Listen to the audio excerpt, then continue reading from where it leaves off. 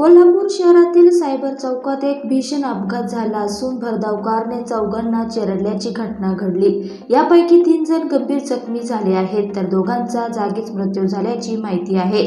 Car चालकाचे नियंत्रण सुटल्याने हा अपघात झाल्याची प्राथमिक माहिती आहे। सायबर चौकात भरधाव कार आली आणि तिने समोरच्या टू व्हीलर गाड्यांना धडक दिली। यामध्ये काही लोक हे हवेत उडाल्याचं दिसून आलं। हा अपघात इतका भयानक होता की पाहणाऱ्यांच्या अंगावर शहारे आले।